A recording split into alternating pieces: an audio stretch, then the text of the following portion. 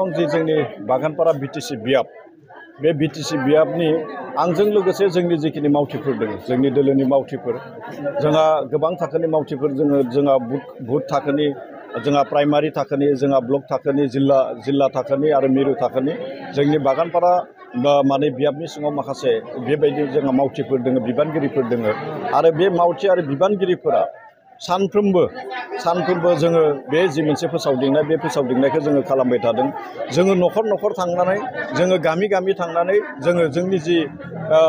जि इयुन जोंनि जि माने जोंनि इयुन जि माने जोंनि जि लक्ष्य जोंनि जि माने थांखि आरो नोजोर बे थांखि आरो नोजोरखौ जोङो रायजो राजाफोरनो फोरमायहैदों आरो दिनैनि समाव जि जोंनि थांखि आरो नोजोरखौ फोरमायखांनायनि उनाव रायजो राजाफोरा बे थांनाय 5 बोसोराव जेरैबायदि प्रमद बर' बिथांनि दैदेननाय जि सरकार बे सरकाराव जेरैबायदि माखासे मानि जेंनाफोरखौ लानानै जेरै फोजोबस्रांनायनि जिखिनि खामानिखौ मावदों आरो फैबाय थानाय 5 बोसोराव जेन प्रमद बर' बिथांनि दैदेननायावनो आरोबाव जोङो जोंनि जिखिनि आद्रा थानाय माने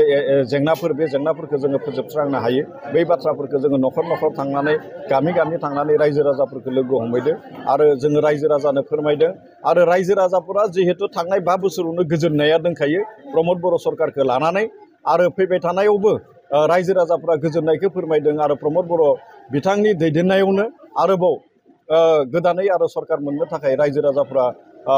बाथ्रा होदों खोथा बुंदों आरो जों 25 नं बागानपारा समस्तिखौबो थांनाय 5 बोसोराव जेरैबायदि आं रायजोजों थानानै खामानि मावदों फैबाय थानाय 5 बोसोरावबो रायजोजों थानानै खामानि मावनायनि जि मोनसे सावरायनाय बेखौ बिथांमोना फोथायदों आरो फोथायनायनि थाखायनो नैबे 22 खालाराव जानो गोनां जि जोंनि बिटिसि बिसायख'थि बे बिटिसि बिसायख'थियाव नैबे 25 नं बागानपारा समस्तिनि गोबांथार रायजो राजाफोरा जोंखौ मदद होनो थाखाय जोंखौ अननो थाखाय जोंखौ बोर सारस्रिनो थाखाय थाग थियारि जानानै दोङो खालि जोङो 22 आरो 26 सेप्तेम्बर बेखौ जोङो नेनानै दं आं जिहेतु मिरु आफादनिबो लेङाइ आफादगिरि आरो बे हिसाबै आङो आंनि जि बागानपारा बियाब बेवहायल' माने थायालासिनो आं गुबुन बियाबावबो आङो फोसावदिंहैदों दे बेवहाय नुदों दे प्रमद बर' बिथाङा दैदेननाय जि माने UPPL दोलो बे UPPL दोलोखौ बिटिआर ओनसोलनि गोबांथार रायजो राजाफोरा बेखौ माने आजावनानै लादों आरो जोङो बुंनो हायो बिटिआर ओनसोलनि गोबांथार आइजोफोरा माने 100आव 55 जौखोन्दो आइजोफोरा माने UPPL दोलोखौ माने गनायनानै लादों आरो 100आव 52 माने जायफोरखौ जोङो गोरा होननानै बुङो माने हौवाफोर 100आव 52 जौखोन्दो हौवाफोरा UPPL दोलोखौ गनायनानै लादों आरो बै गासै जिखिनि मोनसे थासारि बे थासारिनिफ्राय जोङो बुंनो हायो दे फैबाय थानाय समाव 2025 मायथाइनि नैबे सेप्तेम्बरनि उनाव माने बिसायख'थि जोबखांनायनि उनाव जि गोदान सरकार जागोन बे गोदान सरकारा प्रमद बर' बिथांनि दैदेननायावनो सरकार जागोन आरो बियो नांगौ बायदि जिखिनि माने आसन नांगौ बायदि जिखिनि बियाब बे बियाबखौ गावनो हारसिंनो लानानै प्रमद बर' बिथांनि दैदेननायावनो आरोबाव गोदानै बिटिआर सरकारखौ दानाय जागोन आं दिनैनि खालाराव आं बेखौनो नुबोबाय थादों गोबांथार मानसिफोरा बुंबाय थादों दे गुबुन हानजानि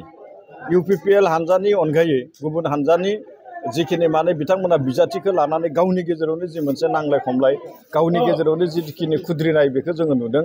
आरो बै थासारियानो दासिमबो बिथांमोननि गेजेराव जोबाखै आरो बेनिखायनो दिनैसिम जोङो नुनो मोनदों दे 25 नं जि जोंनि बागानपारा बियाब बेवहाय माने UPPL दोलोजों माने माबानो हानाय फेर फाथिनो हानाय जुजिनो हानाय बेबायदि राजखान्थि हानजानि बिजाथिफोरखौ जोङो दासिम नुनो मोनथ'वाखै